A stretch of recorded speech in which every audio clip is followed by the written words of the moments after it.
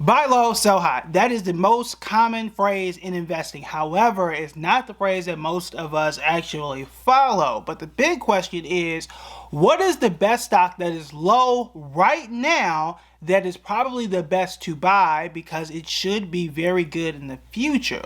Who is best positioned to do well in the next year or two? Let's go ahead and break it down.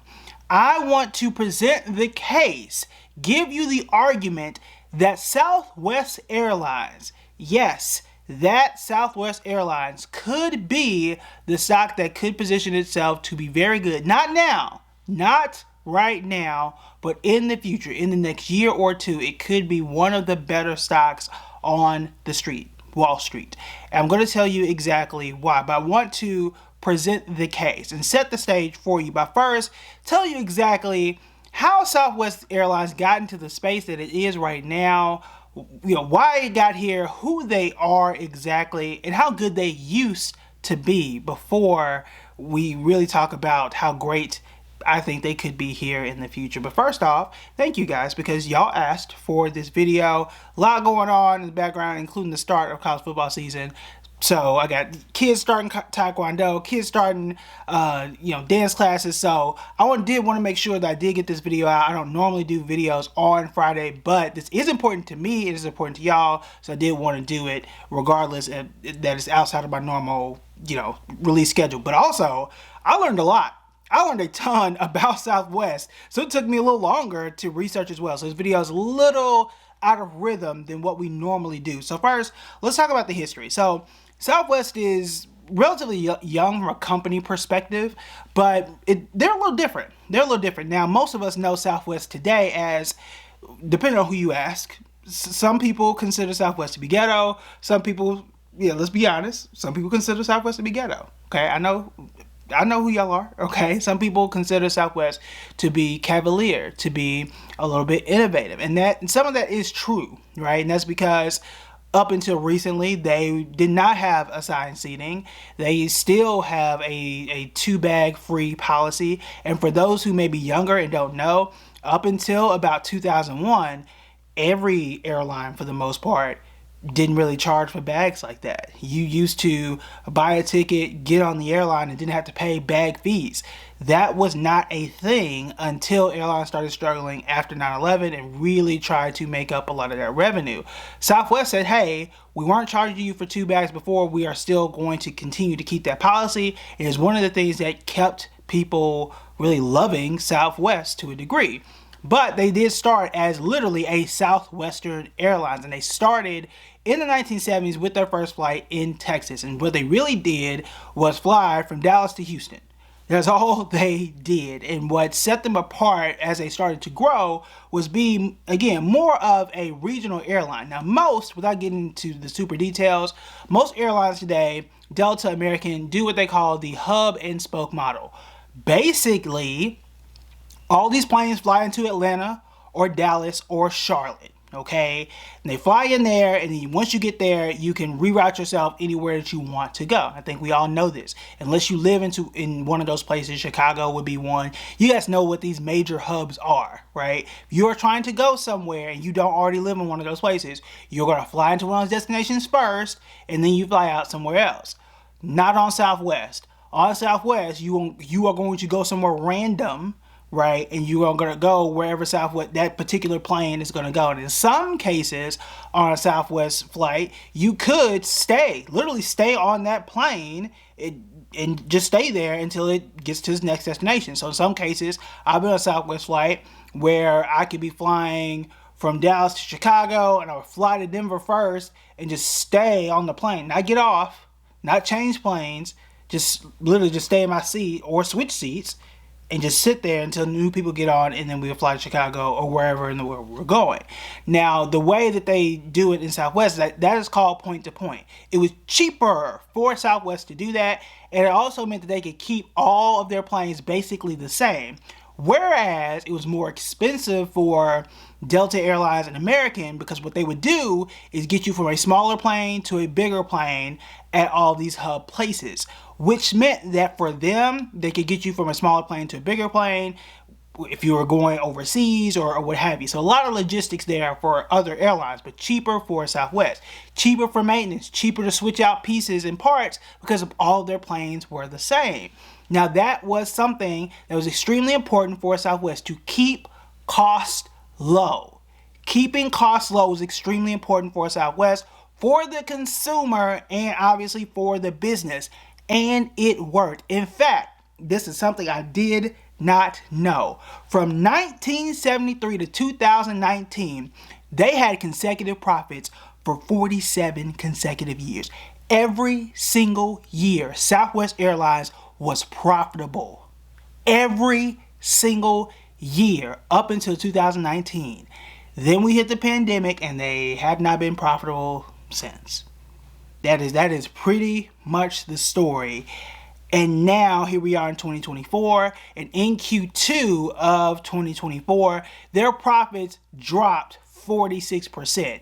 Now, ladies and gentlemen, you see why things are so urgent and why Southwest Airlines is hitting so many panic buttons and really hitting the brakes and really saying, hey, we need to do some stuff that we have not done before.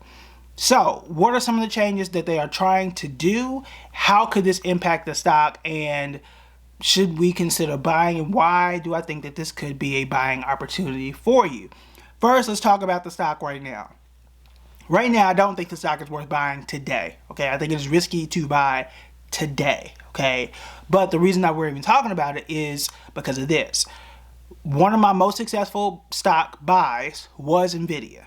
Okay, I bought Nvidia. The most that I bought in Nvidia was during the pandemic in 2020, but also I bought a lot of it in 21 and 22 when the stock market was down and when Nvidia did not do well. Okay, Southwest Airlines right now is not doing well. And they haven't been doing well for quite a while, but this is a moment where that stock is not doing well. Down 16% in the last 6 months and down 9% over the last year. That is not doing well by standards of the entire stock market and perhaps standards of the airline industry. I went back over the last 10 years. Over the last 10 years, if you invested in Southwest Airlines, you would have still lost money. And I think it was like 0.34%. I think only Delta Airlines, well, Delta, American, and Southwest, American was awful, and Delta was the only one that was profitable from a stock market perspective. But you still would have lost money over 10 years, which is still quite ridiculous when you think about it. But this could be an opportunity. The reason why that's the case is they are introducing some changes. I'm not, as a consumer, we can talk about that too. But when you're not pushing levers of profit and you're not nickel and diming your way, and basically you're saying, hey, I'm not charging you for bags, I'm not charging you for premium seating, I don't even have a first class or a true business class on this airline, I'm not doing any of those things. What if I did? What if I just added a first class? What if I added red-eye flights? What if, right, we had a first class? If you just did those things, could you not make extra profit? Could you not close the gap? And if you did just those things, wouldn't that increase profits? And if that increased profits, don't you think the stock would improve? That's really what this comes down to at the end of the day. So some of the things that they are looking to do, we already know that they are going to include assigned seating in 2025. A lot of people, they say that they had an overwhelming survey where people said that they do like it. Customers say that they don't. Their rewards customers say that they don't like it. If you scroll the comments, when they announce this, they say they don't like it. They're adding red-eye flights. For those that don't know, it's basically overnight flights from a place like California all the way to New York, where you fly at night, you wake up, it's the next morning. They're not fun, not good on the body. But in either case, they're looking to add those, and they're going to start focusing on premiumization. It's a word I can't say. But that is pushing more towards business class, pushing more towards having first class, and finding ways to cater to people who can pay more money for things. That is what Delta Airlines did. Delta is for bougie people. That ain't no shade to nobody, but it's the truth. Delta has fancier things. They have those lounges, and they do that for a reason. because there are people willing to pay and there's a market for it. Southwest has not done that, and they're saying, hey, we were profitable for 47 years and now we're not. We might have to start doing that. So it would not shock me that first they start doing assigned seating, next you start to see a business class, a true business class, a true first class. Right now it's just their quote unquote business class. They just get on the plane first and shuffle and sit wherever they want. At some point it's going to be a true premium seating, and they're going to pay a lot more for it. They already have assigned seating. Things are going to start changing. It's going to start to feel different for Southwest. Now, the culture of it, the quote-unquote spirit of it, pun intended there, those things may change, and it would not shock me. I wouldn't like it, but it would not shock me at some point where they would change and start to charge a bag fee just like every other airline. Now, from a consumer perspective, that is not good. We only have but a handful of choices, and losing yet another one isn't all that great. You got JetBlue, American, Spirit, Frontier, Delta, American, United. Those are the ones that come up the top of my head. JetBlue, if I didn't name that already. Spirit and Frontier are terrible, so we're really talking about 6, right? And not all of them fly to every place. You can throw in Alaska, and again, not all of them fly to every place. So I've never even touched an Alaskan Airlines flight or a Frontier flight for that matter, and I probably would never fly Frontier anyway. The struggle ain't never that real. I will drive. But you guys get the point here. But the main thing is, I think they have potential. This is one I would definitely add to my short watch list, because, especially in 2025, because I want to monitor how these things change, and they have a good track record of being profitable. The way that the company is structured, they keep things cheap across the board. That part isn't changing. All they have to do, and I know this sounds facetious, all they need to do is make more money, which is true, but they have so many levers that just have not pushed. Another part of their issue, which I'm sure there are a lot of people who may still remember, is in December of 2022, the way that their business model did fail them and the technology did fail them, they had to cancel 16,700 flights due to how their business model worked. Basically, remember, if you have that point-to-point model where a plane flies from point A to B to C, well, if you have to cancel a flight or something breaks on a flight, well, that kind of sends a ripple effect through all of those other flights. You can't just go to one hub and just switch out planes. Something else has to happen, right? You have to bring in another plane, and that's going to really, again, send out a ripple effect. So it does have, I think, a true potential. But again, I want to zoom in on the fact that I don't think it's going to pop right now. I don't think in 2024 it is going to be an amazing stock. I do think, though, in the future, maybe 25, maybe 26, perhaps 27, things could absolutely turn around for Southwest from a stock perspective. For if you are an investor, I think it could be an opportunity for the long term. From a consumer perspective, I am not excited. I'm not excited to fly Southwest as a consumer, as a parent, as someone who has to fly with a lot of bags, because I have 2 small kids and they got stuff that we need to carry with us. I'm not excited about that.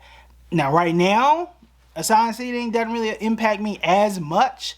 I do like the idea, well, now I know for a fact where my kids are seating, as opposed to maybe we do, maybe we don't, right? That's fine for now. But again, we do know how companies operate. We do know how companies can get greedy. Today, it's assigned seating. Tomorrow, it's a seating fee. Is that where we're going now? Because that I don't like. That I think is trash. I've already paid for a ticket. Why am I paying for a seating fee? It's not the ticket for the seat. Like, what are we doing here?